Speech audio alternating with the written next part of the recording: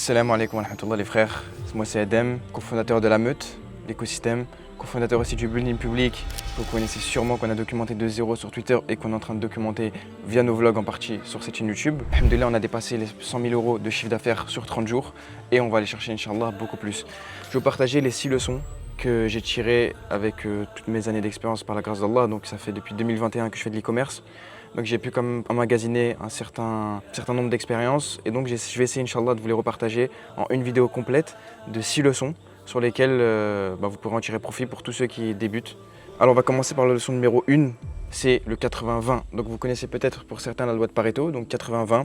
Donc ça consiste à faire grosso modo 20% d'efforts qui vous donneront les 80% de résultats. Cette règle, elle s'applique à quasiment tout dans la vie. Donc en fait, généralement, quoi que vous fassiez dans la vie, il y a 20% des actions qui vont engendrer 80% des résultats. Ça signifie quoi? Ça signifie que demain, si tu fais de l'e-commerce, tu dois te concentrer sur ce qui va réellement faire grossir ton business et qui va apporter de la valeur plutôt que les choses qui vont finalement pas vraiment faire bouger les choses et qui vont apporter très peu de résultats.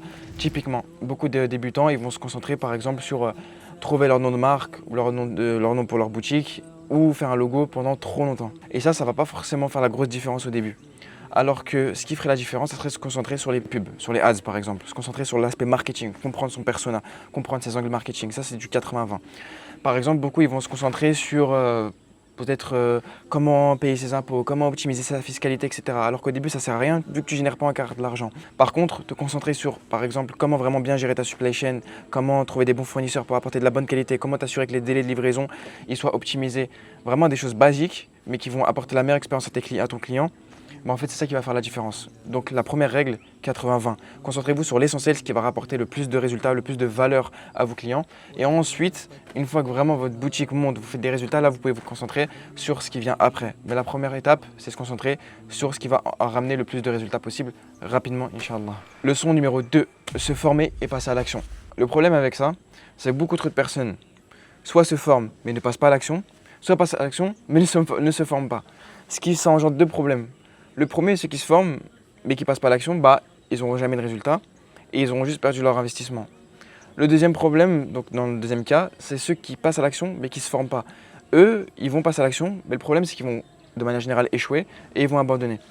Alors que si tu passes à l'action mais en te formant au préalable, tu as beaucoup plus de probabilité de réussir dans l'e-commerce et dans n'importe quoi dans la vie de manière générale qu'en faisant ce que je t'ai mentionné juste avant. Donc forme-toi avec des personnes de confiance. Aujourd'hui, il y a tout ce qu'il faut, que ce soit gratuitement ou en payant des formations, tu as tout. Maintenant, le fait de payer des formations, pourquoi moi ce que je recommande et ce que je fais aujourd'hui, c'est qu'en fait, l'avantage c'est que tu as des gens avec de l'expérience qui vont te condenser en fait, tout ce que tu dois savoir en une formation. Donc en fait, tu vas aller à l'essentiel. Ça va te faire gagner énormément de temps et ça va t'éviter aussi de tomber dans des techniques marketing qui sont plus d'actualité, etc., etc.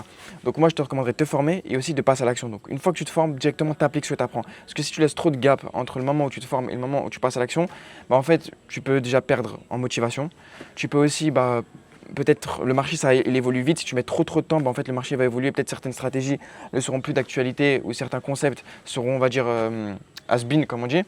Donc moi je te conseille vraiment, dès que tu apprends, applique. Et aussi pour rester dans ce momentum là. Donc tu commences, tu achètes une formation, tu as l'énergie, tu as l'envie, directement passe à l'action. Parce que si tu mets trop de temps, en fait tu peux à la fin te démotiver. Donc ça serait ma deuxième leçon, c'est forme-toi et passe à l'action. Moi c'est ce qui m'a vraiment permis en fait, d'avoir des résultats, alhamdoulilah, plutôt rapidement. À titre d'exemple, moi quand j'ai commencé, j'avais une formation qui était donc basée sur le SEO avec mon associé Amine. Et en fait, si j'avais pas toutes ces structures-là, donc en fait la formation a vraiment une structure, si j'avais pas ça, je me serais juste lancé dans le vide, alors que là, je savais ce que je devais appliquer, je savais comment faire. Et alhamdoulilah, ça nous a permis d'atteindre nos premiers résultats au bout de, je dirais vraiment 4, 5, 6, 7 mois. On commence déjà à faire des résultats pour un début en SEO, vraiment qui étaient intéressants, donc peut-être plusieurs milliers d'euros par mois, je sais pas, peut-être centaines d'euros par mois, mais c'était les débuts, donc c'était vraiment intéressant. Donc sans ça, j'aurais beaucoup plus galéré. Troisième leçon, ça revient à ce que je disais, prendre des coachings privés. Donc moi et Amine, ça a été la même chose, c'est ce qui nous a vraiment débloqué notre business. Donc comme je l'ai mentionné, on a débuté avec de la formation et on se forme constamment de toute façon. Mais en fait, quand on a appliqué ce qu'il y avait dans la formation, on a rencontré un blocage plutôt rapidement. Donc en fait, on a vite eu un palier, on n'arrivait pas à passer ce palier-là. Cependant, ce n'était pas un palier élevé, peut-être on était bloqué à 2 000 euros, 3 000 euros de chiffre d'affaires, peut-être même moins. Et on n'arrivait pas à dépasser, on était bloqué. On a pris un coaching avec un crack donc dans tout ce qui est SEO. Et en fait, il a été capable, en littéralement 1 heure de coaching, à détecter tous les problèmes. Il nous a fait une roadmap à suivre. Et en fait, on a appliqué ce qu'il nous a dit. Et directement, tout a été débloqué. Et on a passé la barre des 2 000 3 000 euros peut-être par mois directement. Donc ça, c'était au tout début. Donc pour dire que vraiment, les coachings, c'est ce qui va vous débloquer lorsque vous êtes bloqué à des situations. Parce que forcément, vu que vous n'avez pas d'expérience, et même, peu importe, à n'importe quel niveau, il y aura toujours des gens au-dessus de vous qui pourront vous débloquer là où vous êtes bloqué. C'est-à-dire qu'il n'y a pas de... Les coachings, ça s'arrête jamais, le fait de se former, ça s'arrête jamais. Donc même moi, enfin, à mon humble échelle, si demain j'étais bloqué à un palier, je sais que je prendrais un coaching avec quelqu'un qui a passé ce que j'ai passé, ce que je suis en train de vivre, pardon, et il m'expliquerait tout ce qu'il faut mettre en place pour débloquer ce palier-là et aller chercher le palier au-dessus. Donc en fait, vraiment formez-vous, appliquez, et une fois que vous rencontrez un palier, n'hésitez pas à prendre des coachings privés pour vous débloquer vos problématiques et prenez des coachings avec des gens qui sont au-dessus de vous et qui ont déjà passé les problématiques que vous rencontrez. Inch'Allah, c'est vraiment, nous, c'était la clé sur notre business et je pense que pour moi, c'est genre un truc qui est sous-coté par beaucoup alors que ça débloque tellement de problématiques. Leçon numéro 4, avoir le bon mindset. Ça peut paraître cliché, mais le mindset, pour moi, c'est la base de tout. Si tu n'as pas de mindset, tu ne pourras pas réussir dans le business. Je m'explique. Et dans quoi que ce soit dans la vie. Parce qu'en fait, le business, il faut se rappeler une chose, c'est que c'est mental. C'est que tout est dans le mental. Dans le sens où le mindset, je parle de manière générale en tant que musulman, ça veut dire c'est le fait de passer notre confiance en Allah Azza wa Jal, le fait aussi d'être optimiste, c'est de manière générale, c'est l'aspect religieux et l'aspect plus mondain, on va dire. Tout ça combiné, en fait, c'est super important de l'avoir. Parce que si toi demain, tu rentres avec l'objectif de faire de l'e-commerce, mais avec la mauvaise niya, donc par exemple juste pour faire de l'argent, pour des choses qui sont futiles, en fait, tu vas vite abandonner. On l'a vu, les gens qui faisaient ça pour la dunya, qui faisaient ça pour les montres, pour les voitures, etc., la plupart du temps, ils abandonnent dès que c'est dur. Parce que c'est pas une raison, un why, un pourquoi fort. C'est aussi ta vision long terme. Pourquoi, qu'est-ce que tu vas atteindre avec ton business? Est-ce que tu veux lancer des projets pour impacter la communauté, pour impacter le monde de manière générale? Est-ce que tu veux changer la vie de ta famille? Tu veux changer la vie peut-être de ta communauté? Vraiment, c'est quoi ta vision long terme? C'est quoi que tu as envie d'atteindre avec tout ça? Au début, ça peut être très simple. Ça peut être juste, je veux changer ma vie, je veux faire la hijra, je veux construire ma famille et ainsi de suite. Mais après, ça doit grandir au fur et à mesure. Une fois que tu as atteint ta première vision, tu dois avoir une vision encore plus grande et ainsi de suite pour aller toujours chercher plus. En tant que musulman, on se doit d'être ambitieux. On se doit de vouloir vraiment le bien pour sa communauté et vouloir développer notre communauté. Donc ça passe par le fait aussi d'être ambitieux et d'avoir des grands objectifs.